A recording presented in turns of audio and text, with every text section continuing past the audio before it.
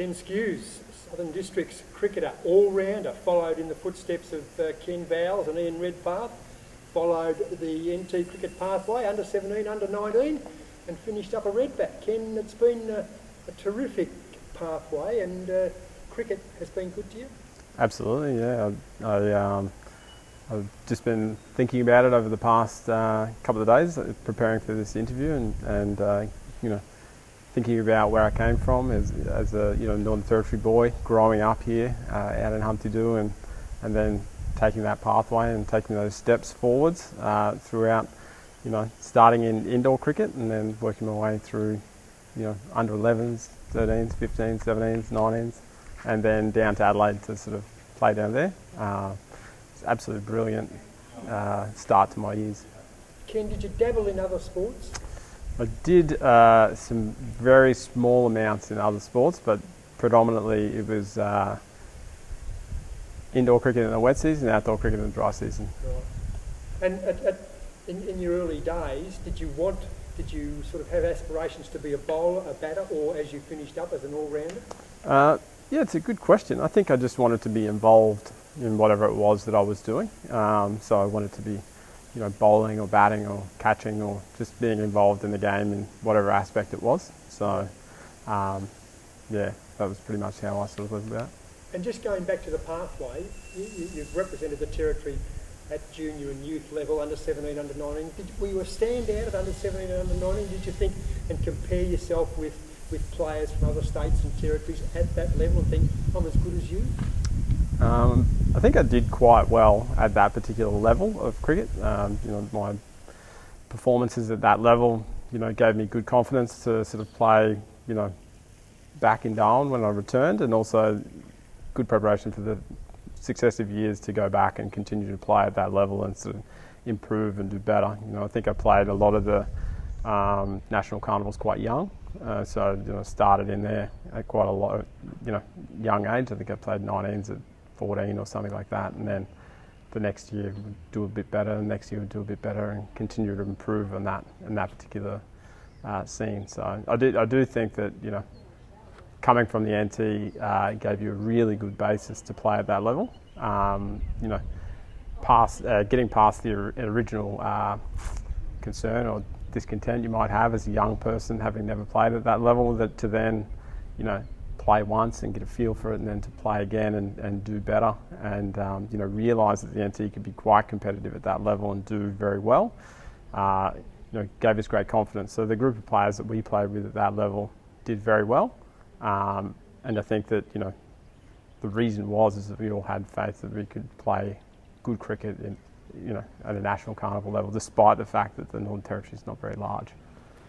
You represented your country at under 19 level. You played for Australia at under 19 level.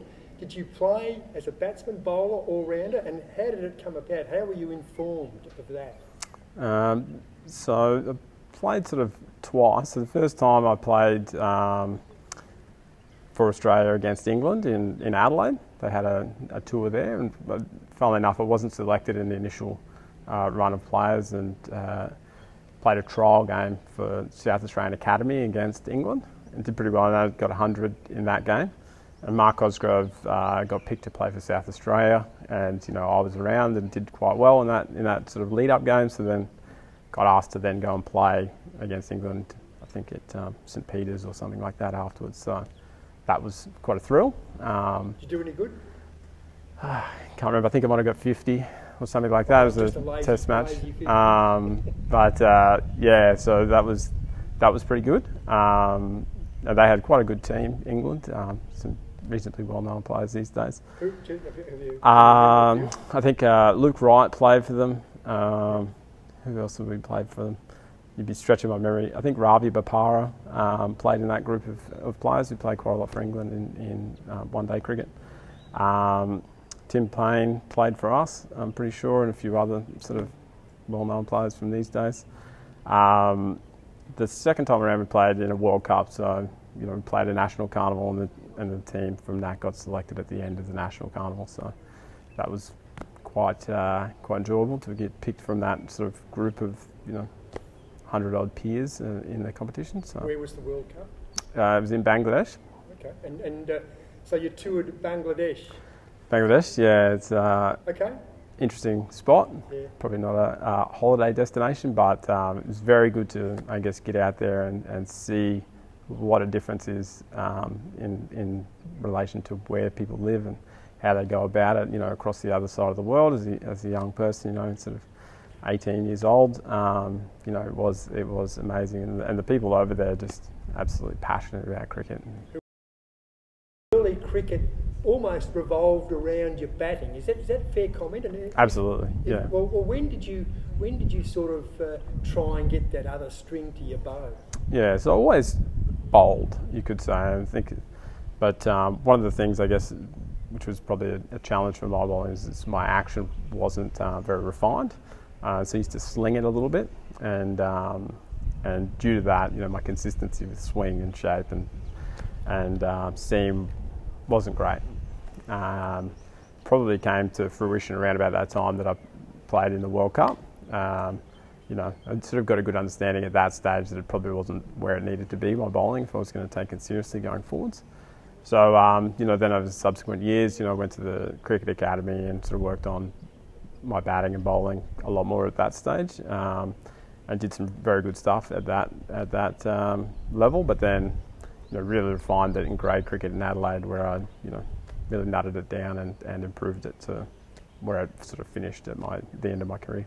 And your time in Adelaide, you weren't one of these players that actually came back every year. Did you stay in Adelaide once you got down there? Stayed in Adelaide, yeah.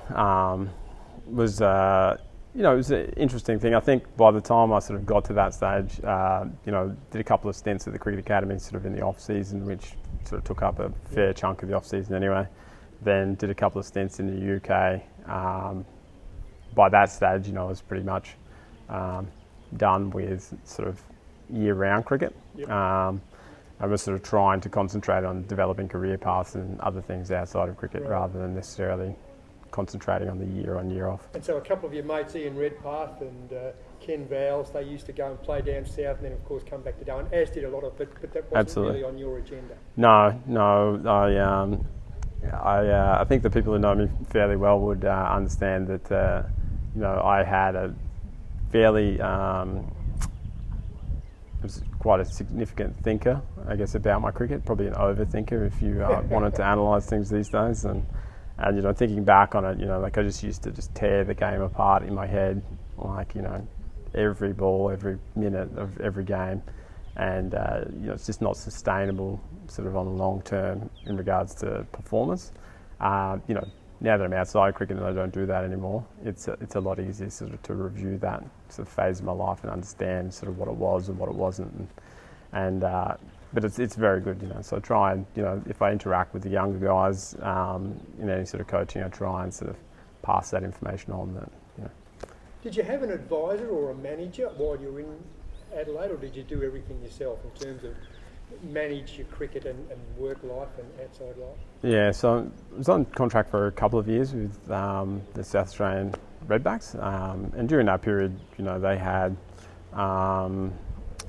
you know, obviously a management team that sort of looked after the high performance, and, you know, they would sort of deal in the day-to-day cricket. But outside of that, you know, there was quite a lot of sort of self-management of your cricket and your performance.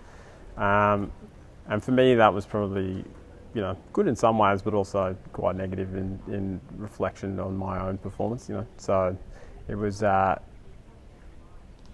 really good opportunity for me to get to know myself, but not necessarily the ideal sort of environment to perform at a very high level for an extended period of time.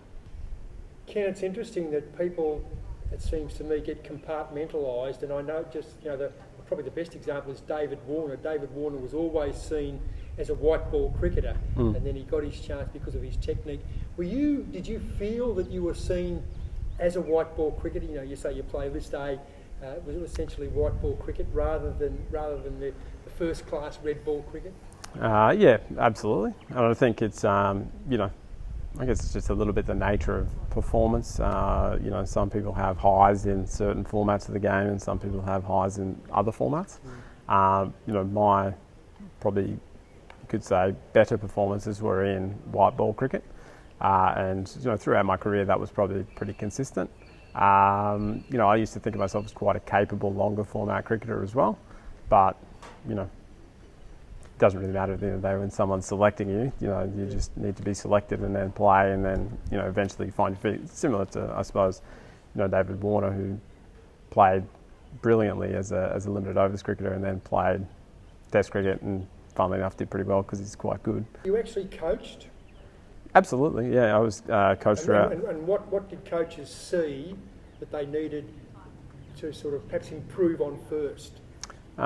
It's a very interesting, I guess, point is that, you know, like I was probably like every cricketer in Australia is coached the way through. You know, it's like start off with, you know, I think the first coach I had was Karen McLeod, who was, you know, a mum of one of the other players in junior cricket, and, you know, went all the way through, you know, to, you know, I was coached by Tim Nielsen, Jamie Siddons, you know, the upper echelon of Australian coaches. And I think that the thing I would always say about coaching, which is a challenge for any person, is that a coach is essentially there to do something, which can be, you know, positive and it can be negative, because really at the end of the day, sometimes they just need to say to you to, you know, watch the ball and play straight, rather than say, you know, we need to work on your back lift. Was there a light bulb moment for you?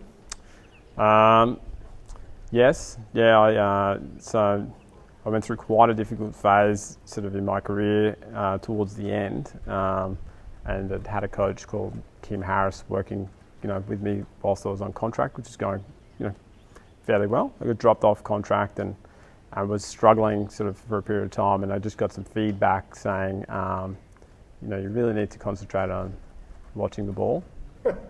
And, you know, fundamental, isn't it? You would say that, you know, like over years of playing and coaching and all the rest of it, that you would have that down pat. Well, I can clearly say that I certainly did not have that down pat, and that, you know, I would say for 90% of my career I didn't watch the ball effectively. So, you know, obviously worked on that, funnily enough, and instant success and improved game and performance and general well-being, you could say, due to that improvement. I think, you know, from a coaching perspective, it's always a challenge to see when you're going to add, I guess, value. You know, I am coaching someone who's young and upcoming.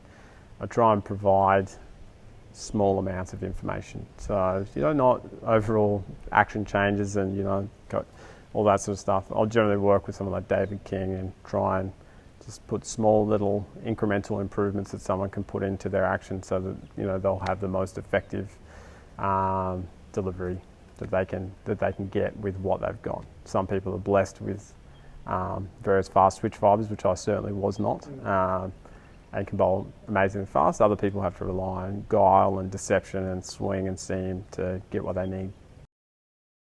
Openly speak about this, you know, I really struggled towards the end of my career in regards to my engagement with the game, you know, and I certainly didn't want to be around people who were enjoying the game and enjoying, you know, doing that, and be, you know, sad about it or depressed about it. You know, I always wanted to play at the highest level that I could, and once that sort of dream passed me by, you could say, I sort of thought, okay, well, that's fine.